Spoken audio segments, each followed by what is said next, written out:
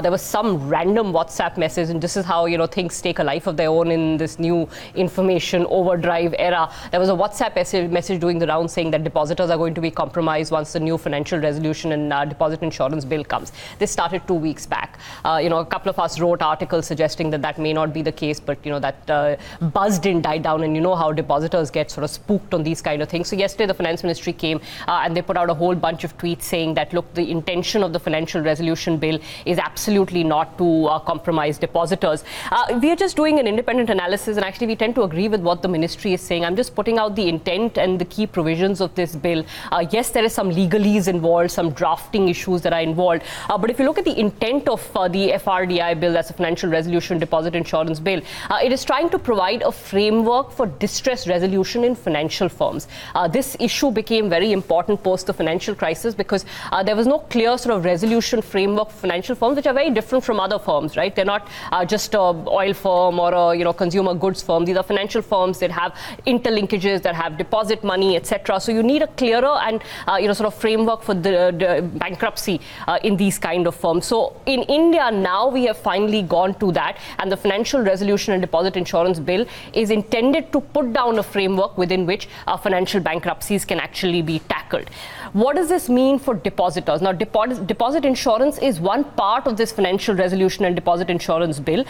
Currently, what we have is a framework called the Deposit Insurance Corporation Act, under which 1 lakh in deposits are insured.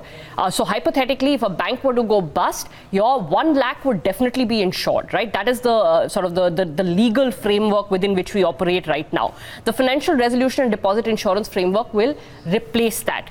Now, this says in reference to deposit insurance, and I put out a quote here, the corporation shall, in consultation with the appropriate regulator, specify the amount payable by the corporation and respect to any one depositor as to his deposit insured under this act in the same capacity, in the same right. Essentially, it is saying the regulator will determine what is the amount which is insured. Now, a lot of people question that. Why is that the case? And Menka, if she was here, would have explained that typically you wouldn't put down a number in a law because the law is very difficult to change. So all they have done is said that the regulator will take a call. The regulator has so far not given any indication that that 1 lakh amount will change. So hypothetically, under the previous regime, 1 lakh of your deposits were insured. Under the current regime, 1 lakh of your deposits will be insured unless they change that threshold. So nothing has changed there. The second alarm that has been raised is on a bail-in provision which has been brought in as part of this financial resolution and deposit insurance bill. Now here again, firstly, the bail-in provision is not something that India has invented. It has come up after the financial crisis. It is there in a lot of other countries, European nations, etc. all have bail-in provisions in their financial bankruptcy rules now.